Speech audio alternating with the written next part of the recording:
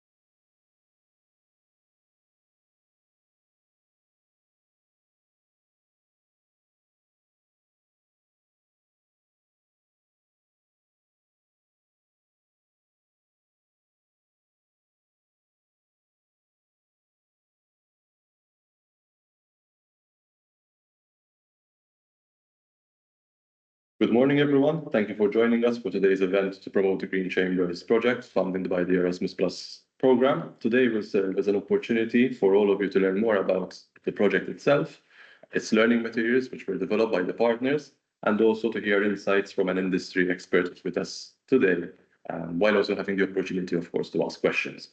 By way of introduction, I am Gabriel, the Malta Business Bureau's Head of Projects and Sustainability. For those who are not familiar with the organization, the MBB is the EU Business Advisory Organization of the Malta Chamber of Commerce and the Malta Hotels and Restaurants Association. So our focus is very much on the EU dimension, both on the EU policy and lobbying side, and also on EU project implementation, and all the related business support that businesses would require in this regard. With me today, I have MBB CEO Marlo Schwierer, who shall be moderating an interview and Q&A session with Mr. Matthew Swain, Head of Sustainability at APS Group. Thank you both for joining us today. Before heading to this interview, I will start off the event with a very brief presentation from my end to introduce the Green Chambers project and the learning platform which was developed by the partners. Any of you who would like to ask questions throughout the event are of course encouraged to use either the chat or the Q&A feature within Teams itself, or else you can also use the raise your hand feature, and we will enable your camera and microphone, and you can just ask your question in that way. There will be a dedicated Q&A session at the end of the event. Just for your information, the event will also be recorded and it will be uploaded to MBB's YouTube channel and its other social media platforms, so especially LinkedIn and Facebook. Now, on to my presentation to introduce the Green Chambers project. At this point, I think we all realize that the main focus of the Green Chambers project is to build capacity when it comes to ESG. But an important point to mention here is that we are not trying to create ESG experts in a sense. What we really want to do is try to help start building the capacity on ESG and establish at least a baseline knowledge on this topic, because obviously over the last 10-15 years it has gained increasing traction as an area. But perhaps there's still some confusion exactly what the term means, what obligations fall on businesses, and how businesses can do more in this regard. So we're really trying to help mainstream the topic of ESG across all employees, and not limited just to those who perhaps are experts in the field.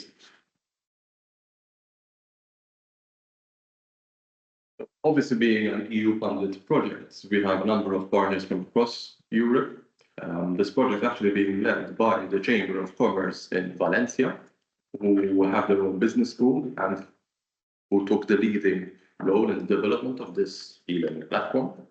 But we also have partners from across other countries, such as Poland, Ireland, Malta, of course. We have another partner from Spain and also from Cyprus. So it's quite a diverse mix of countries involved, and obviously they all bring their own perspectives in terms of the needs that their own business members would need, and how they would benefit from the e-learning materials. In terms of why the project was developed, I think right now we're all quite familiar with the regulatory overdrive that Europe especially is undergoing, not just related to ESG, but related to sustainability more generally, and even in many other spheres which affects businesses. And while obviously this means that Europe is a leader when it comes to such legislation globally, it is also placing significant stress, you could say, on businesses, and especially businesses which have less resources to keep up, to understand exactly what they need to do to be compliant, how they can implement ESG actions, what ESG regulations themselves are trying to achieve, and what they need. So SMEs, especially now, are realizing that ESG and sustainability and corporate responsibility are not just nice to haves that you can include in your marketing materials. They're really a legal obligation and also a must in order to ensure business sustainability and competitiveness. For example, there I just listed a couple of different EU legislations that have or recently been finalized in just a couple of years: the CSRD, CS3D, EUDR, focus on deforestation, the EU taxonomy, and obviously there are more. So here we're seeing a barrage of different legislations, all with their own particular focuses.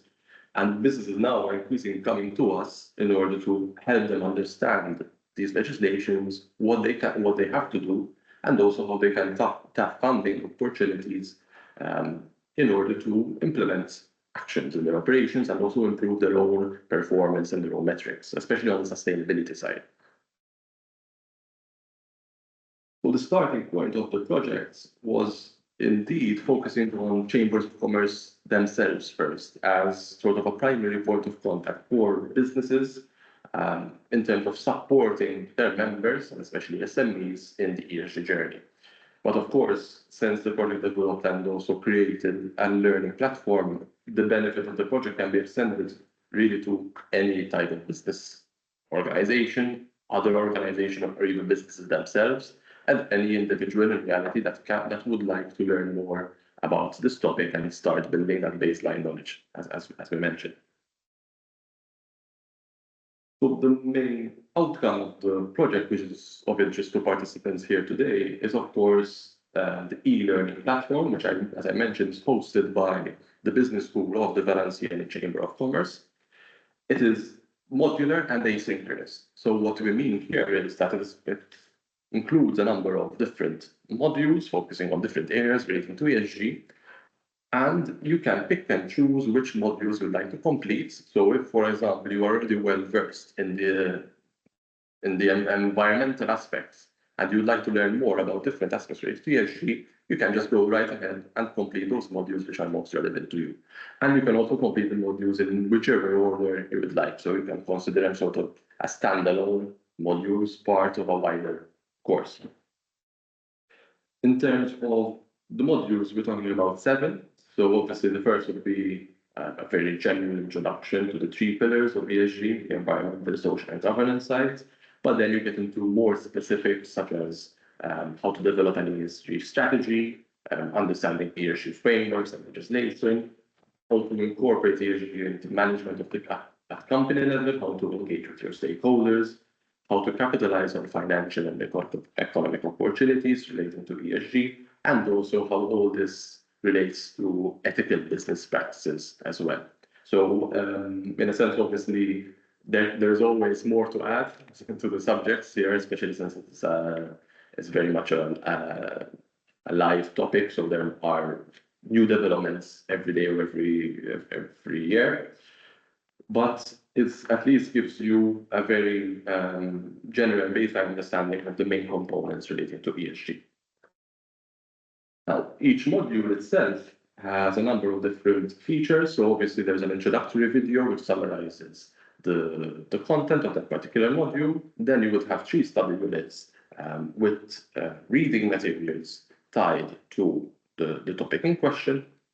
And then there will be additional resources such as company case studies that you can draw inspiration from to understand what other companies across the globe are doing in order to address that particular aspect of ESG or to report what they're doing, and also the references from where the information and the reading material was derived. So you can even then read more about what we have included. And there are also links to additional courses offered by other organizations that you might want to explore, to read, to learn more about a particular subject. And then at the end, there will be a final quiz, which is very short, 10 questions, but just to test your knowledge and what you have learned in throughout that particular module.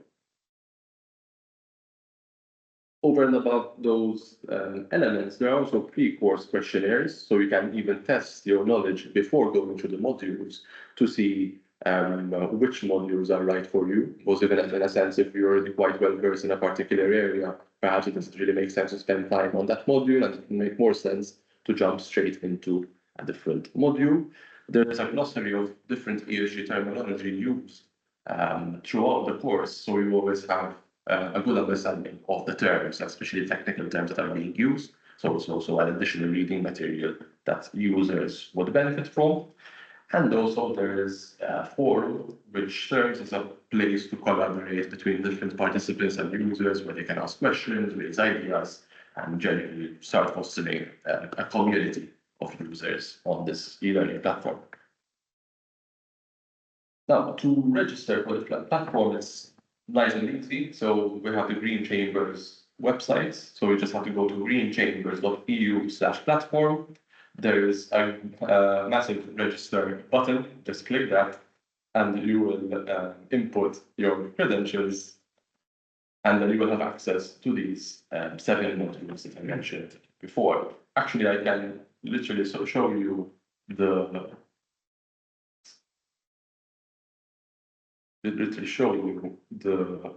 platform itself right now. So this is the homepage where we have all the modules which I mentioned, also with the status of whether the module is completed or not.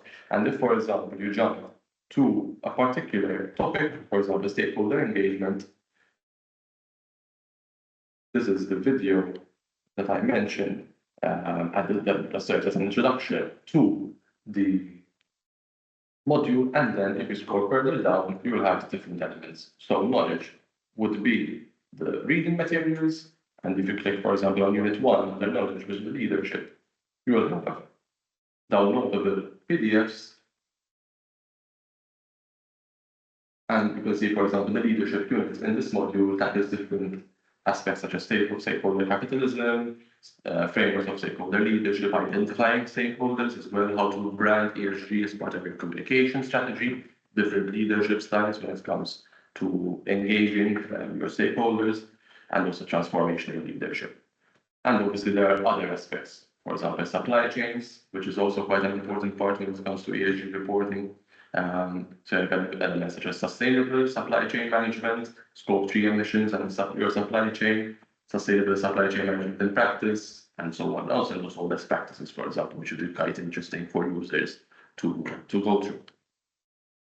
And then at the end of the, when you have read these units, you can go to additional references that I mentioned. These are also in PDF format, and then you can access the final quiz. Once you complete the final quiz, which as I mentioned is just 10 questions, And if you pass with a 70% pass mark, you will be awarded a certificate. So going back to the presentation, these are just the steps that I mentioned before. This is an example of the quiz. For example, just one question in the first module concerning the 3 pillars of ESG. And then at the end of each module, you'll be awarded a certificate to show that you have completed that module. And then you can also get a certificate that shows that you've completed the entire course if you'd like as well.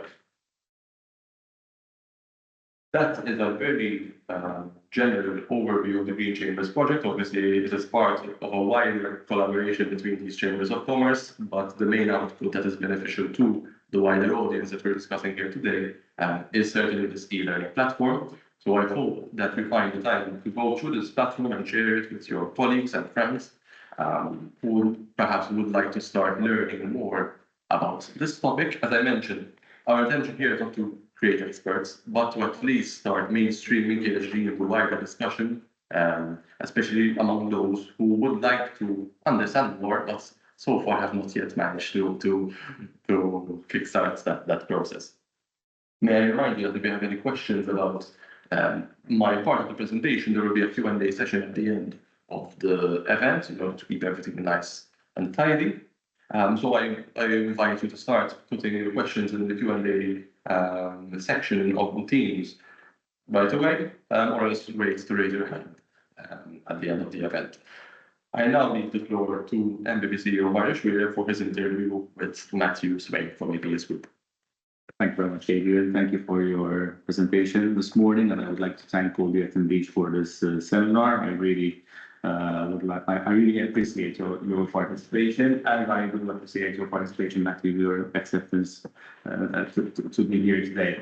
I'd like to get things started by addressing some very recent developments. I mean, let's cross the Atlantic after we go to the United States of America, virtually, of course. But I want to understand how Trump's decision to ditch his climate commitments is going to affect us all.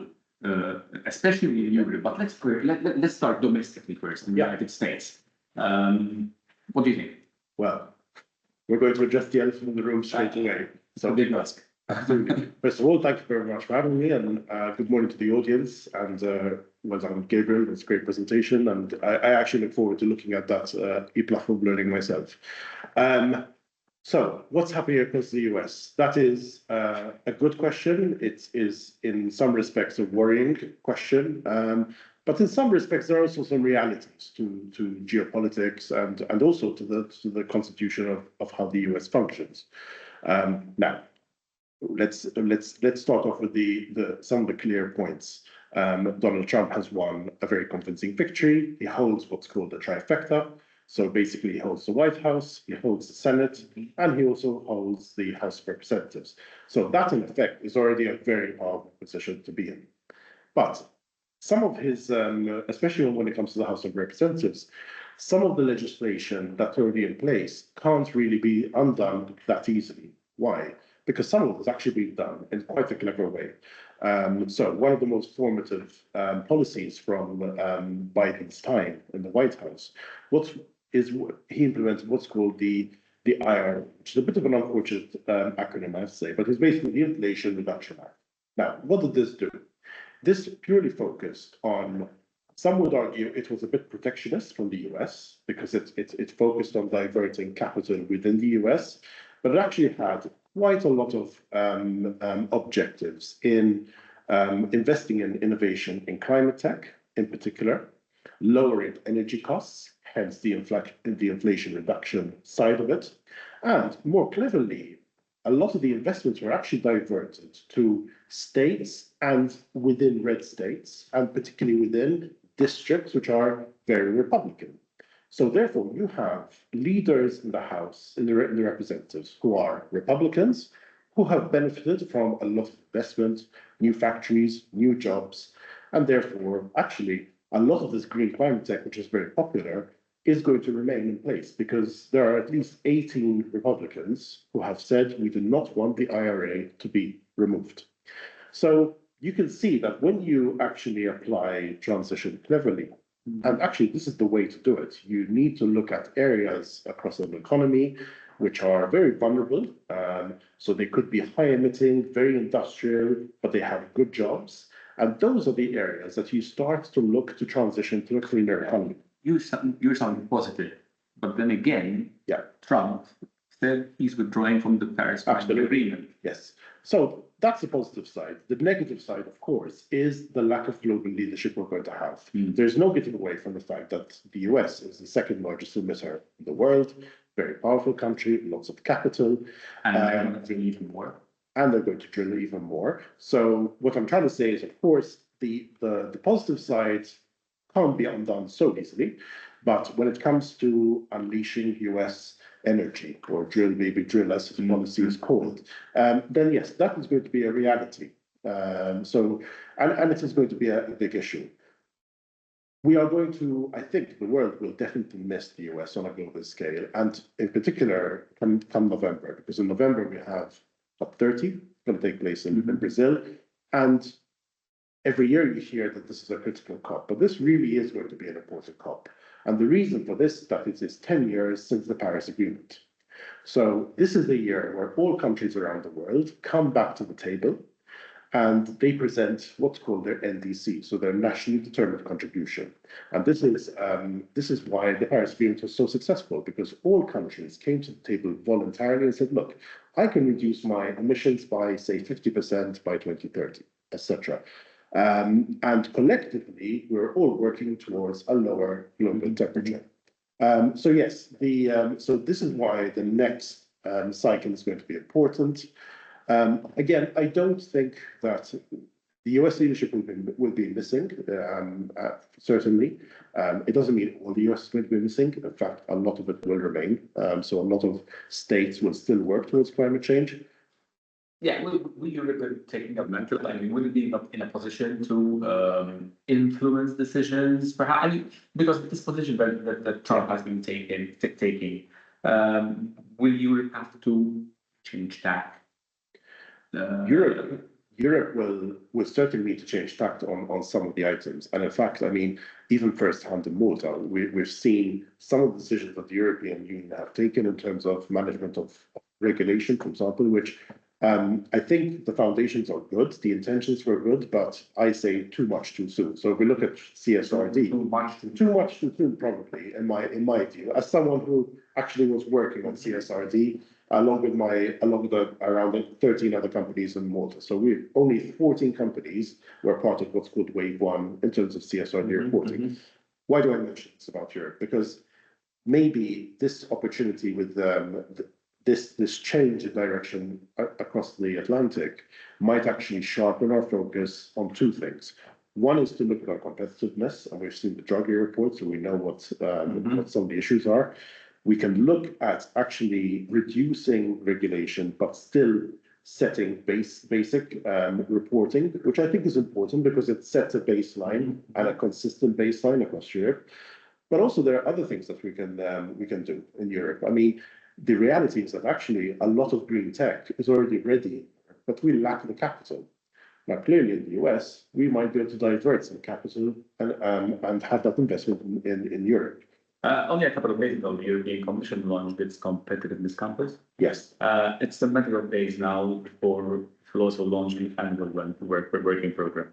One of the underlying flagships for the coming 12 months is the simplification of regulation and less burdens on business and all that. Should this be the European Union's direction? I think in terms of ESG as well. I think yes. I would certainly encourage a rapid decision, because there's nothing more than business hates than uncertainty. And certainly, if you look at the rate of transposition of CSRD across Europe, so that is the countries actually putting into law CSRD, it wasn't at an equal pace. And there are some very large countries which did not transpose, in fact. So I think simplification, there are quite a lot. I mean, Gabriel mentioned CSDDD, which is about supply chain management, CSRD, which is a huge piece of work, which we were working on. EU taxonomy. These are large pieces of regulation. They cost a lot of money and man hours to actually fulfill. And I think it can be simpler, but still effective. This may be a rhetorical question. Let's come closer to home now. Within this new framework and global context, does it still make sense to seek ESG compliance from business? Will ESG remain significant for SMEs in the business environment? It's a rhetorical question. I told you. It's it's already important. I mean, even though there's regulation now set in stone, the reality is that these requirements for SMEs of different sizes to actually display their credentials has been in place far longer than CSRD has been in place, for example. If you look at, say, the giants, the usual sort of suspects like Unilever, Nestle, etc., they have had supply chain management in place for a very long time. So much so, they even have financial products linked to their supply chain management. So, for example, if you have a very strong ESG rating in their own supply chain management, you might get earlier payment, you might get better credit terms. So these are the tangible benefits? These are the tangible benefits. And obviously, these large supply chains all filter through. So there's no hiding away from it, even in Malta, but there's also opportunities for us to engage in that supply chain and enter the supply chain. What are the common challenges SMEs face when adopting ESG strategies? How can they overcome these obstacles effectively? I mean, probably the obvious challenges are manpower. Not generally SMEs are quite small. I mean, they're not really able to have one person just working on ESG. Might also be not feasible. There are costs to reporting as well. And I think it's also generally just knowing where to start and just generally knowing where to start and where to have the best impact, I think is these are generally the biggest problems. I think also it is also a case of if you're in a sector, each sector is fast moving, be it haulage, be it shipping. I mean, all these different sectors are really fast moving, and generally some of the investments are quite high if you want to decarbonize, but not necessarily so at the smaller level, perhaps more at the sort of large manufacturing level. But the reality is that there is support out there.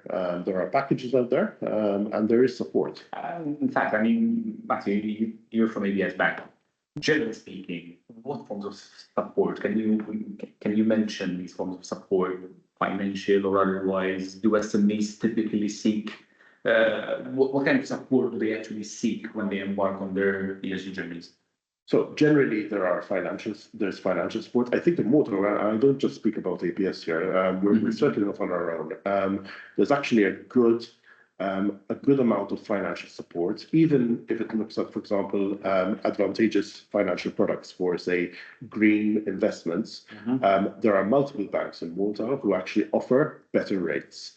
Even at a home loan level, there are actually better products for people to incentivize to invest in say, a more efficient home.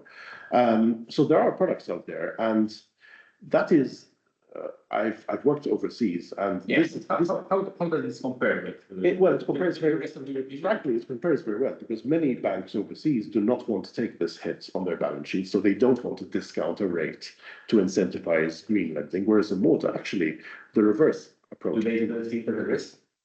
They don't see it as a risk. They just don't want to necessarily lower their returns on their funding. But in Malta, we've taken an approach where actually we think it's a good thing to incentivize green lending, whether it's on home loans or in green lending. One thing I want to say about the green lending is many people think about large-scale projects, right? So investing in hydrogen or etc. Not so. We've had businesses with as little as 15,000 borrowing to improve their facilities, improve their building, and over time, of course, these also materialize in cost savings as well. So there's a good return on them as well.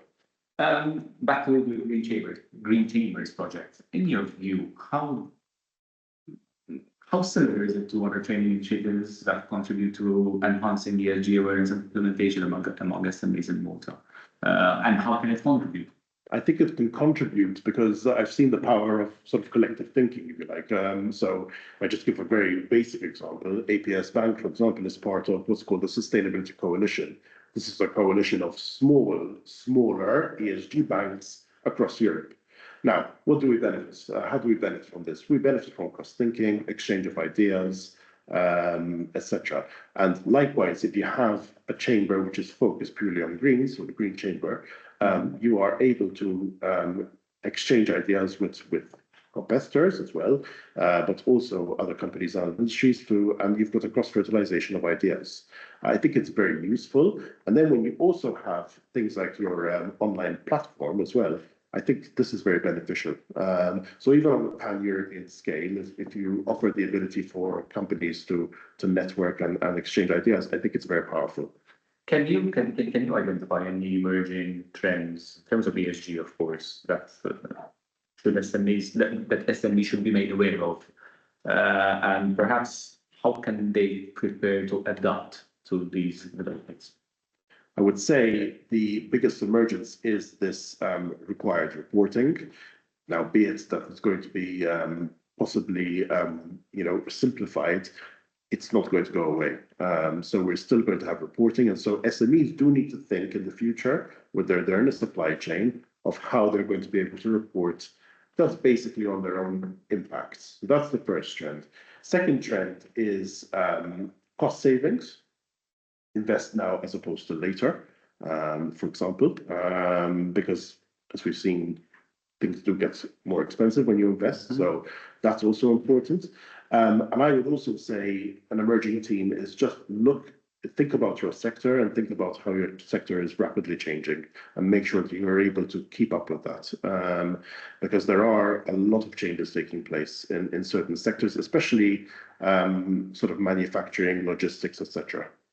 Perfect. Thank you, Matthew. Very valid contribution, very well informed contribution. Thanks so much for having me. David, over to you. We actually have two questions, Okay. perhaps for Matthew. The first question from Martin Berkia is, he is interested to hear feedback on how Malta is faring on reaching its 2030 targets, or I imagine from an environmental perspective. I don't know whether this would be down your alley, but sort of you would like to say your perspective on how Malta is faring in reaching sustainability targets, perhaps from a general perspective as well. I think it's a good question. I mean, I actually checked this morning before I came here to see what the state is expecting this question. What the state is in terms of NDCs. So these contributions which are going to be submitted, and I can see that the UK has already submitted. They actually submitted yesterday. But obviously most of the countries are still going to submit. I think in terms of decarbonisation per se, I think Malta has done quite well because we've changed our energy supply. And actually, if you look at the graphs, there's no hiding from it. I mean, there has been a very big decrease in carbon emissions. But as we know, when it comes to ESG, we're not just limited to dealing with climate and dealing with emissions. There's also other factors we need to think about. There's also adaptation or resilience. A lot of our economies, for example, are coastal economies with tourism. We also have a lot of stress on the energy grid. So when it comes to answering a question like this, I would want to see not just sticking to looking at climate, but also looking at the levels of biodiversity we have in Malta, whether that's dropping, the level of ecosystem services we have, the state of our blue economy, for example. Those are the areas which I would want to then judge on how we're doing. And I probably don't have an accurate answer on that as yet. And to be fair as well, for example, on the renewable energy side, I think just last week or the week before, the new official target for Malta was set just higher than 20%, I believe. So there's also something. From 2005, exactly. Yes. Next question from Timothy Olden. What is working best about ESG and what is not working as well? So, Tim, good to hear from you. I think what's working is the politicization, I think, of ESG. It is not a political topic, even though it's portrayed as a political topic. And I do wish to see much more collective action across the world and even across parties in Malta. And I think that's important. What is working, I think, is definitely the rapid scale of deployment of green tech. Yes, definitely the increase in investments. There has been a huge increase in say ESG funds or capital deployed into green tech. That's working, and also just in Malta, I would say the take up of, let's say, green home loans, even speaking to my counterparts at other banks, is very high. So there really is a demand out there, and there's also a very good awareness with younger generations on ESG topics, and also appetite for ESG products as well. And there's a third question from Henry de Batista. In view of the upcoming omnibus regulation, do you expect that it will reduce the overall reporting pressures on mortgage companies? Most likely, yes. In fact, it might. It will definitely reduce the burden on legislation. I think. I don't think there's any hiding from the letters that have been sent from Germany, the lobbying that's taking place from France at the moment. So I think there will be a reduction. It could even be as severe as, apart from listed companies, there might not be any compulsory reporting. We'll need to see what the thresholds are. But to answer the question, yes, I do expect to see a reduction, certainly. There's actually Two more questions. 2 more questions. So thank you for all of you who are participating. There's a question from Mice. ESG has 3 implementation issues: focus on emissions, detachment from the ongoing digital transformation, fund mechanisms like implementation sustainability. Are there any goals or action plans that can resolve these issues? There are action plans on a global scale. For example, one of the only, I would say, positive things to come out of Baku, so the last COP, was the agreement on a carbon market, for example. But in reality, it's not really working yet. And I think the most important part of action is actually the finance packages for, let's say, developing countries. That has not been agreed as yet, and I really hope that in Belém in November this year, that progress will be made on the finance package, because that is really important. Okay, there's a question from Daniel Muscat. Currently, ESG reporting seems to focus mainly on larger corporations. How will this eventually trickle down to SMEs? It will trickle down, certainly. Daniel is right. At the moment, it's focused on larger corporates, although actually the thresholds are quite small. I mean, in Malta, we have 14 companies in wave 1. So, and certainly a lot more in what's called wave 2 at the end of this year. Now that may change as part of the omnibus. What's going to change? What's going to change is when there are baselines set in terms of reporting.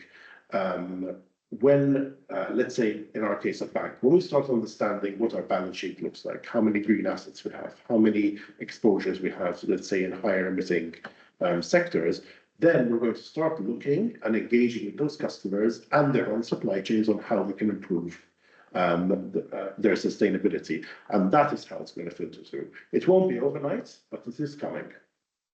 Simone Lemiker, she has a question, 2 questions actually. How do you reconcile the obligations on business versus the obligations on government at national level?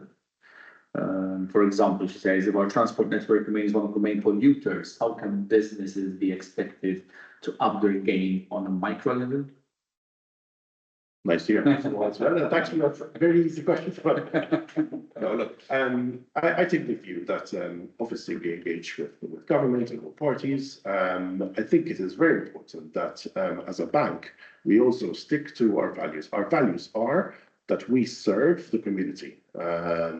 And so this is why we have beneficial products, for example, and encourage, if let's say they're in the transport industry, we encourage them to invest in more sustainable transport. We're still willing to do that, even if perhaps, for example, the framework at government level might not reflect that or incentivize that. And I'm not saying it is the case, but I'm just giving an example. Also, we don't necessarily have to be led by policymakers on what we do. For example, as our bank, we've gone a step further. We have our own what's called responsible lending policy. This is not unique to APS. Many banks have their own sustainability risk policies. This just sets on a local level some of the restrictions that we have in terms of our lending, some of the sectors which we think might, if not done properly, have an unacceptable impact on the community. And that is how we can reconcile with what we're doing versus what's going on with the local economy. Well, the final question, I guess, is, I mean, if there are any more of you who would like to ask questions, perhaps Gabriel, we can. In fact, a question from my end. What we discussed, you mentioned rightly sort of the main trends in relation to ESG. But from your perspective, what trends would you like to see? So where would you like ESG to go in the next, for example, 5 years, 10 years? I'm going to speak from a banking perspective. I might be a bit selfish now. So I would like to see less focus on regulation, although I don't want regulation to disappear, because I really do think it's important to set a baseline. I do want to see a greener banking system. And what do I mean by that? I want to see that where banks are investing in lending and asset books which are greener, they actually have more capital relief. Because that, I think, would be a really good catalyst to certainly incentivize more and more green lending. Obviously, it has to be done in a responsible way by the supervisors. But I really think that's important because at the moment, if you think about it, there isn't really a negative weighting towards industries which are higher polluting or less sustainable. I think it needs to change one way or the other. Thank you very much. Last 5 seconds, Charles, for anyone who would like to raise their hand and ask a final question. We'll say some thank you and nice messages from Simone and Timothy. Thank you very much. Brilliant. I have to say the questions are getting better already in these panel speaking sessions across the 2 years of being back, and that's a good sign. That means that the awareness is increasing as well. Since you had some difficult questions as well, but you hadn't do well. So I think this brings us to an end to today's event. I hope obviously everyone found the discussion interesting and informative. We of course remain available in case anyone has any follow-up questions relating to what we discussed today, but also specifically to the platform. We'll be happy to help. I will also, just for reporting purposes, circulate a 2-minute survey with all participants to get your feedback and to understand whether you'd like today's session, how we can improve, and how we can do it better next time now. Obviously, thank you, Matthew, for joining us. Thank you, Mario, as well. Thank you to all participants today with us. I wish you a good day and also a nice weekend. Thanks a lot.